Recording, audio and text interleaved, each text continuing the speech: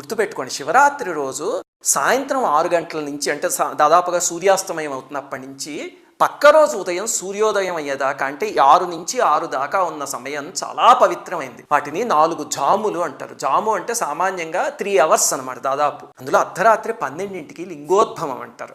ఆ సమయం పరమ పవిత్రమైనది. అందుకని మీకు కుదిరితే లింగోద్భవం దాకా లేచుండి ఆ సమయానికి అభిషేకం చేయడానికి ప్రయత్నించండి. కొంచెం అభిషేకం చేసిన 5 నిమిషాలు చేసినా సరే అపారమైన ఫలితం. అలాగే ఎన్నిసార్లు చేయాలండి అభిషేకము అంటే సామాన్యంగా ఏకాదశ రుద్రులు అంటారు పరమేశ్వరుడు యొక్క 11 స్వరూపాలు. అందుకని 11 సార్లు అభిషేకం చేస్తారు. ప్రతి జాము మొదలయ్యేటప్పుడు చేయడం మొదలు పెడితే అంటే 6 గంటలకు కొన్నిసార్లు, 9ంటికి కొన్నిసార్లు, 12 గంటలకు కొన్నిసార్లు అలాగా మీకు ఒక 11 సార్లు చేసేయడం పెద్ద కష్టమేం కాదు. 11 సార్లు చేయడం కుదరలేదు అనుకోండి, 5 సార్లు చేయండి. పరమేశ్వరుడు పంచముఖుడు కదా. అది కుదరకపోతే 3 సార్లు లేకపోతే భక్తితో ఒక్కసారి చేసినా చాలు. ఇక్కడి నుంచి చేయగలిగితే తప్పకుండా పలుకుతుంది.